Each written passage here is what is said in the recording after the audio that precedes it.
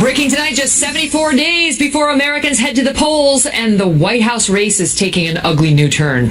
Perhaps unlike anything we've ever seen before, with charges of bigotry and racism now coming from both sides. Welcome to the Kelly File, everyone. I'm Megyn Kelly. Today, both Hillary Clinton and Donald Trump hit the campaign trail and delivered stinging rebukes of the other's record. Mr. Trump went up first, offering a rebuttal of sorts to Hillary Clinton, who, reports indicated, was preparing to level a series of disturbing accusations against him and his far-right supporters. And boy, oh boy, did she ever. Here is just a sampling of what the two had to say earlier today. From the start, Donald Trump has built his campaign on prejudice and paranoia. He is taking hate groups mainstream and helping a radical fringe take over the Republican Party. What does she do when she can't defend her record? That's right. She lies. He said it. She lied. Breitbart.com, that actually are regular guests on Megyn's show, including me. It is not a racist website at all. Greg it is not. It is Gutfeld. Greg Gutfeld. But he was great friends with Andrew Breitbart. So was I. Well, It's Andrew far Breitbart from was a great man, anything. but the website has obviously changed a lot since Andrew's death. But the point is, Bill, you know, if you're going to start tying, so Steve Bannon, he has a successful website that he bought, and it's had some incendiary headlines. But right, that offers a venue for racist and misogynist language. Media Matters has taken a lot of controversial positions too. For example, they just had a headline recently that said Trump is a terrorist recruiting tool. Guess what? That's a controversial thing to say to probably about half the country. So let's just stick to the issues as the criticism, CIA Bill. says that. The CIA Reverend and the national Wright, security Bill? community actually say that. So that may be controversial, and Media Reverend Matters Wright? may write things that Republicans don't agree with, but that You know doesn't what? mean that it is racist and bigoted Breitbart writes things and that the sexist Democrats against don't women. agree with. But listen, here's my question to you, Yeah, Bill. because Democrats fundamentally stand against misogyny. They fundamentally stand Really? against racism. Well, that's a good position. And Donald Trump does as well. But Thank listen- you very much. Which Breitbart I don't know if does you've not noticed. Okay, wait, I'm going to let you pick it up in a second. But Bill, should she be doing this? Should she, you know, she did the speech today. 100%. Get out there, you make it speech, go 100%. for it. But the ad? My question is the ad getting too Disgraceful. down into the gutter? Here is the great thing about both the ad and the speech that Hillary gave today. It is mostly rooted in the things that Donald Trump has done and things that he has said and things that his supporters have said.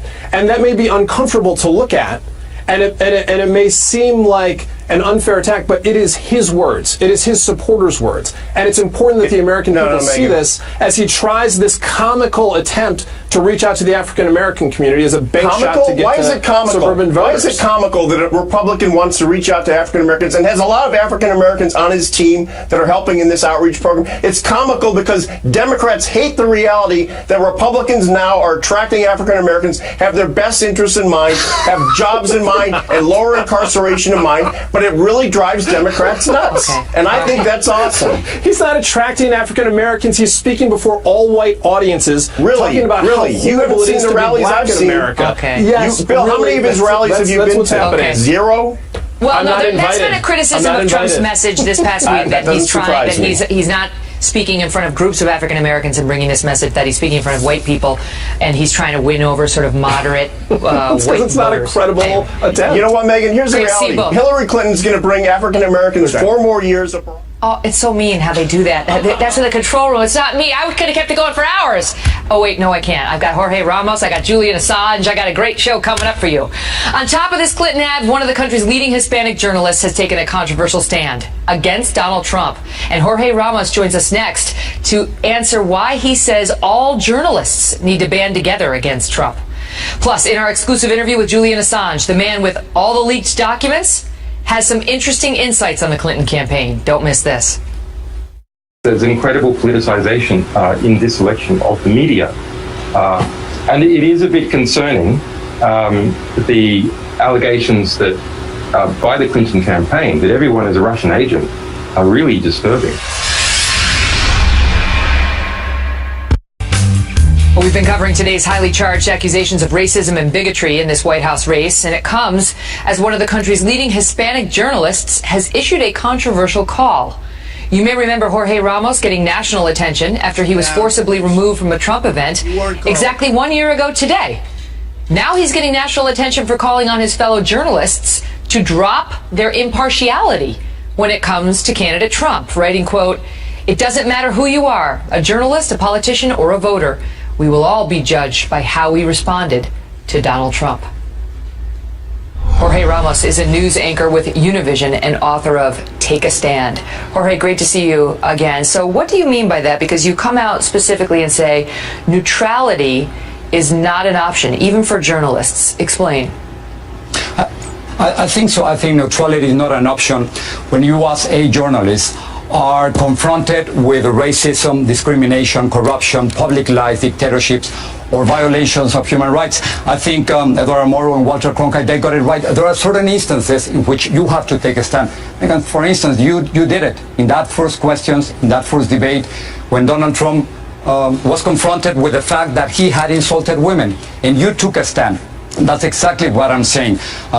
Well, but let me ask you about that, because I didn't. Well, let me ask you about that, Jorge. What I'm saying is that neutrality is not an option. That was not, but that was not me taking a stand. That was me asking a question. I identified an issue and thought it worthy of a question. It wasn't. Here's what Megyn Kelly thinks of you, Donald Trump. Is that what you're advocating? That we as journalists should inject our opinions and say that's racist or that's sexist? No, what I'm saying is that in certain instances that I just mentioned, including racism, sexism, and discrimination, I think we have to take a stand. I understand. If you're interviewing somebody and they drop the N-word on you, you stop and you say, inappropriate. You don't talk like that in this broadcast. But, you know, Trump and his supporters would say it's in the eye of the beholder. And they think that it's not racist to try to protect our borders and you know, build a wall and deport people who came into the country illegally. You disagree with that. So it is injecting a journalist's opinion when it's not staring you in the face, black and white. It is not exactly an opinion. I don't know if Donald Trump is a racist. I don't know what's in his head, but I do know what's coming out of his mouth. And when he says that Mexican immigrants are criminals, rapists, and drug traffickers, that's a racist remark. When he says that a judge, simply because of his ethnic heritage, cannot be part of a case simply because of that, simply because he's Latino, that's a racist remark.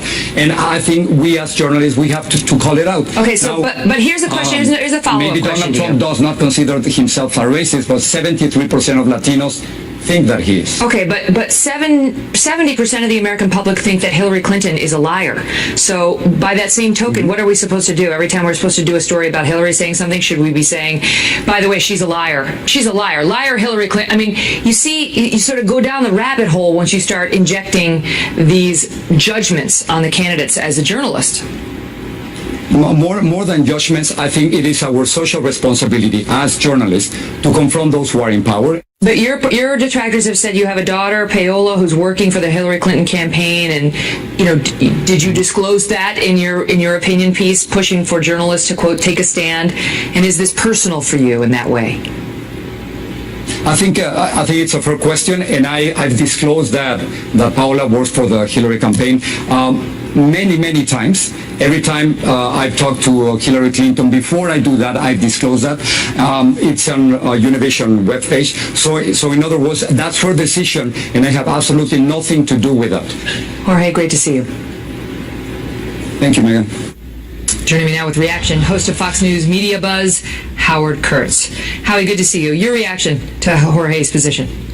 Well, when Jorge Ramos says neutrality is not an option, excuse me. Well, hey, it stopped being an option for him years ago, especially after he staged that confrontation with Donald Trump last year, and when he started shouting at him, you can't build a wall, and was still yelling, and security escorted him out. The problem, Megan, is there are a lot of American-born journalists, publicly and privately, who agree with Jorge Ramos when it comes to Donald Trump.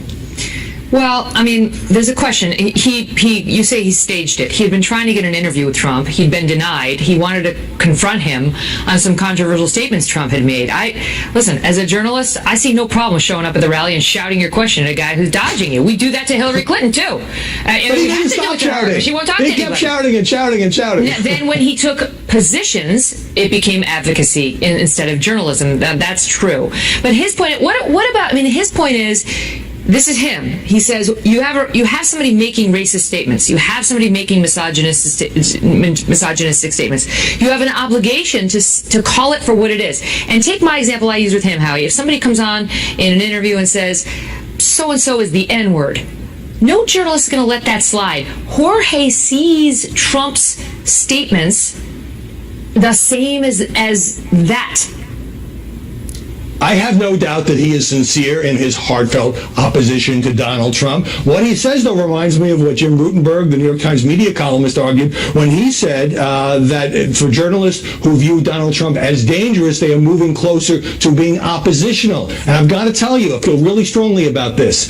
That does not feel or look or smell like journalism. You want to be oppositional, you feel so strongly that Donald Trump should not be president because you think he is racist or evil or a threat to Western civilization, fine. Quit your job, go crusade against him, become an op-ed columnist, whenever. Don't use the cloak of an anchor at a major network and pretend to be a journalist if you are opposing one candidate in a presidential race. Because once you do that, once you decide Trump must lose, he's bad, he's racist, he's whatever, then what happens when something like the WikiLeaks documents come to you and you get all sorts of information on Hillary Clinton? Do you bury it? Do you say, I don't want to hurt her, so I'm not going to disclose this? You start walking down a very dangerous avenue. Exactly. You pull punches against the other side. Great to see you. Exactly. Great to see you too.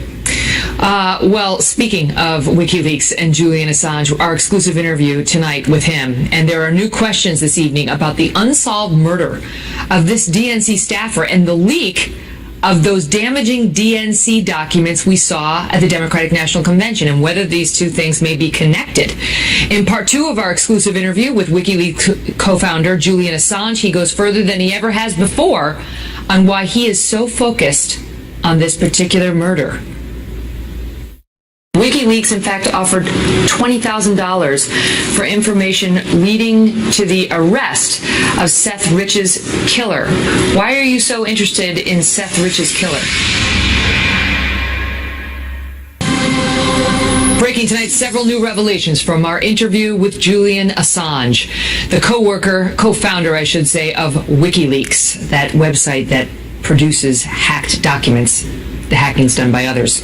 Last month, WikiLeaks shaking up the Clinton campaign, releasing damaging, leaked information just 2 days before the Democratic National Convention, forcing 5 top DNC officials to resign, including Debbie Wasserman Schultz.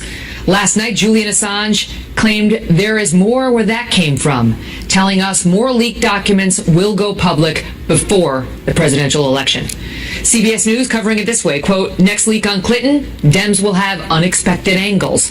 Politico saying Assange promises to leak more on Clinton, and Time writing WikiLeaks will release significant information that could damage Clinton. All citing back to the interview we had right here. In moments, part 2 of our exclusive interview with Julian Assange. But first, Trace Gallagher brings us up to speed on this controversial man. Trace?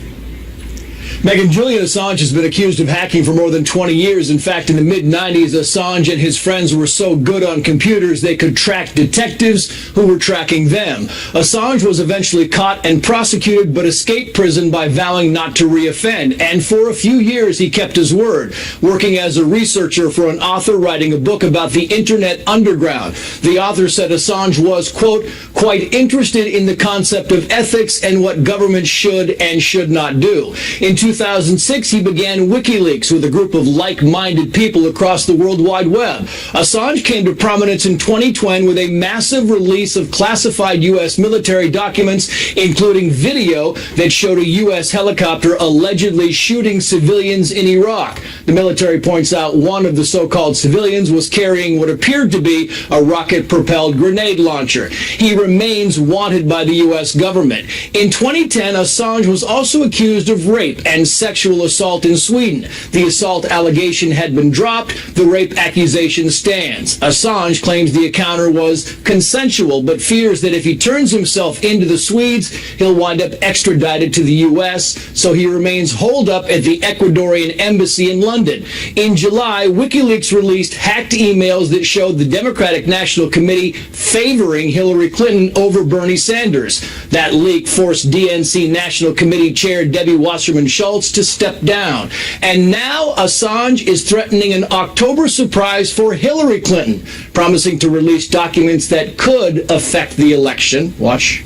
It's a variety of different types of documents from different types of institutions that are associated with the election campaign. Some quite unexpected angles that are quite interesting. Some even entertaining. Assange is promising to release the documents before the election, not so much to drop a bombshell at the perfect moment, but to fully vet the documents so they cannot be easily dismissed. Megan. Trace, thank you. And now part 2 of our exclusive interview with Julian Assange. We pick up our discussion on the fallout from WikiLeaks' release of those leaked DNC emails. Are you receiving more leaks now in the wake of what we saw, here in the U.S. election in July? Yes, every time, of course, that we have a big publication, there's a lot of reportage, and sources see this and they go, okay, WikiLeaks works. I'll give them my stuff. So that's a good thing. Unfortunately, it means that we're drowning, having to work around the clock. There was a lot of speculation here in the United States that perhaps Russia was behind the hack of the DNC. I know you're not giving up your source, but there was also speculation about whether your source was inside the DNC and whether it may have potentially been a man named Seth Rich who was killed. He was shot in what police initially said looked like a robbery just last month.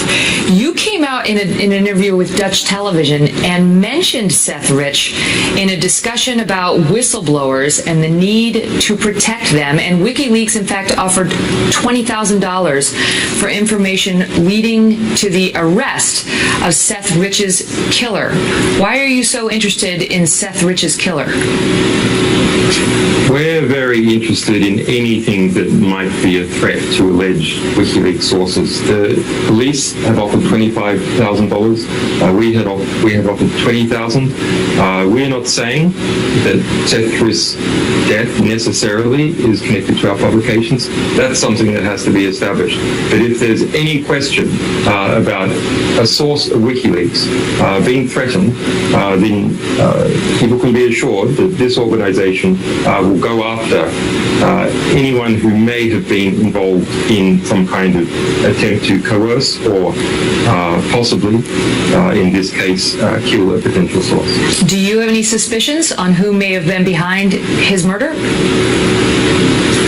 We have received a variety of information. We will be forwarding that information to the police. I don't think the information so far is enough to start pointing any direct fingers. We don't want to compromise the police investigation. Trying to read you, Julian, and whether I know you don't want to reveal your source, but it certainly sounds like you're suggesting a man who leaked information to WikiLeaks was then murdered. If there's someone who is potentially connected to our publications and that person is then murdered in suspicious circumstances, it doesn't necessarily mean that the two are connected. But it is a very serious matter of that type of allegation is very serious, and it's taken very seriously by us. I want to ask you, because there's a big AP report today saying WikiLeaks releases the private information of innocence. Well, it's a nonsense report. It's not by AP. It's not some big team at AP that put this together. It's by a single journalist, Rafael Seta, who has a conflict of interest. Have a look at him on Twitter. He's been campaigning against us ever since this DNC leak. I got to ask you about the U.S. election. As you point out, you're not an American citizen. You're an Australian. You're clearly not rooting for Hillary, but are you rooting for Trump? No, I mean, if we have good information on Trump, we publish that. If we have good information on who the Democrats, we publish that. I would like to believe that no media organization in the United States would not have published the DNC emails. But I don't think that's true, actually. I think MSNBC wouldn't have published them. I think the New York Times wouldn't have published most of them. And that's sad. There's an incredible politicization in this election of the media. And it is a bit concerning, the allegations that by the Clinton campaign that everyone is a Russian agent are really disturbing. Why is that? Well, because bizarrely, Hillary Clinton, the Democrat, has positioned herself now to be the security candidate. She's powered up with the neocons responsible for the Iraq War, and she's grabbed on to this kind of neo-McCarthyist hysteria about Russia and is using that to demonize the Trump campaign. The Trump campaign has all sorts of things wrong with it, but as far as we can see, being Russian agents is not one of them. Some people have asked us when we release information on Donald Trump, and of course we're very interested in all countries to reveal the truth about different candidates so people can understand. But it's really hard for us to release anything worse than what comes out of Donald Trump's mouth every second day. I mean, it's part of his charismatic appeal that he speaks off the cuff, but that's difficult for Donald Trump to overcome a lot of those things, even with a lot of great material coming out by WikiLeaks or other publications. Right, and you don't do the hacking, you just do the releasing. And there have been some leaks about our military, including one back in 2007 that was controversial. You guys released video of an Apache helicopter in Baghdad, and sure enough, the United States had killed 2 Reuters photographers, and some children were injured. And WikiLeaks, we saw that thanks to video that you guys released. But the military came out later and said it doesn't show the full context, and they say RPGs were found. Ground troops leader discovered 2 RPGs, an RPG launcher, a rifle where this group had been clustered. Look, we had a clear result. The U.S. government had to admit in court, under oath, in 2013, that not a single person that it could find had been harmed as a result of our disclosures. Do you need to be more careful? What say you to the charge that these releases need to be screened better by WikiLeaks if you're going to do it at all?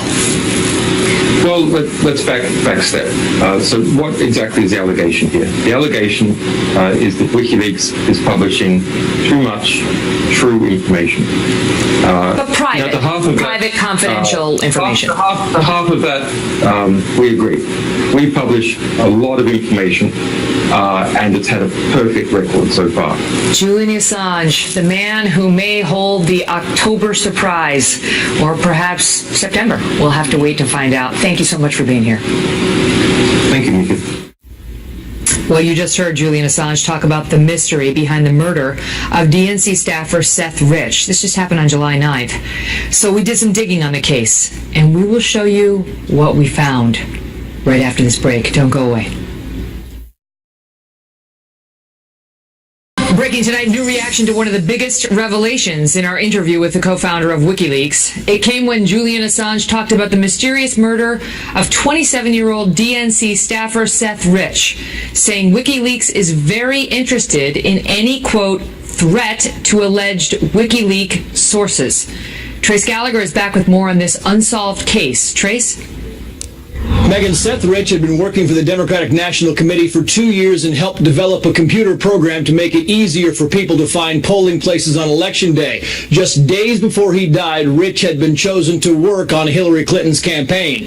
Julian Assange has never indicated that Seth Rich played any part in slipping DNC documents to WikiLeaks, but as you heard, Assange has mentioned Rich's name when talking about the risk that WikiLeaks sources take. Just over a month ago on July 10th, Seth Rich was gunned down at 4 o'clock in the morning near his home outside of D.C. In the hours before the shooting, Rich was seen drinking at a bar and heading to an after-hours club. 19 minutes before he was shot, Rich was on the phone with his girlfriend. Police say they have no suspects, witnesses, or motive, though they are looking at attempted robbery, even though his watch, wallet, and credit cards were not taken. 2 weeks ago, D.C. Metropolitan Police said there was no indication that Seth Rich's death was connected connected to his employment at the DNC. And sources involved with the DNC leak investigation told Newsweek that Rich had been ruled out as having any part in the hack, and instead the focus was on a foreign government, namely the Russians. Neighbors of Seth Rich say they had long been complaining about a surge in neighborhood crime. Megan. Trace, good to see you. Joining me now, Mark Thiessen, a Fox News contributor and former chief speechwriter to President George W. Bush. The question, I want to get to WikiLeaks in a second, but the question remains, if Seth Rich had nothing to do with it, and didn't leak to WikiLeaks and wasn't thinking about leaking to WikiLeaks, why is Julian Assange so interested in his murder? Because Julian Assange is a megalomaniac who wants to associate himself with anything that makes news. I mean, Julian Assange is a criminal. He's released thousands and thousands and hundreds of thousands of unredacted classified documents. He loves being in the media. He loves being in the spotlight, and so it wouldn't surprise me at all that he would try to associate himself with this and make a story out of it. So he's trying to stoke the fire there and have people jump to the conclusion that this was more than a neighborhood robbery. It seems that way. Again, we don't know. We don't know. Maybe there is something to it, but we don't know the answers to these questions. But if there isn't anything to it, it doesn't surprise me that Julian Assange would still try and stoke the fire. Absolutely. The D.C. police, just so the audience knows, they've said at this time there's no indication that Seth's death is connected to his employment at the DNC. However, we welcome information that could potentially lead to the identification of those responsible. So they are pursuing all leads on this. Mark, Julian, he says over and over, like, we've never been wrong. Everything we've released has been, we've never gotten it wrong in 10 years. That's not the complete story. No, it's not the complete story. And what we're seeing right now, what's happening is the Democrats and Hillary Clinton are experiencing something. There's a word for it. It's called blowback. So Assange is a criminal. He's damaged national security, released hundreds of thousands of unredacted classified documents that have harmed national security, and the Obama administration, during the course of its entirety, has done absolutely nothing about it. When Assange they opened up a criminal investigation on him. But they haven't indicted him as far as we know. In fact, they said, according to the Washington Post, they reported that they were not going to be able to indict him because they'd have to indict every newspaper, every journalist. Assange isn't a journalist, and most journalists will tell you, the New York Times, all these other papers that have reported his information, they say he's not a journalist. He's an activist. He's not a journalist. And what he does, which is different from journalism, is that he releases all these documents unclassified. So, for example, he released 76,000 pages of classified documents which expose the identities of 100 Afghans who were informing on the Taliban. The New York Times refused to link to him and refused to publish those names. Julian Assange put those names out there. And again, the Obama administration did nothing about it. I actually asked him about some of that, and we'll air that in an extended interview. We'll have to post that on Facebook. I got to go because we're out of time. It's a tight show tonight. Mark, great to see you. We'll be right back. Thanks, Megan. The information in your possession could be a game changer in the U.S. election. I think it's significant. Should Hillary Clinton be worried? Facebook.com/The Kelly File. Good night.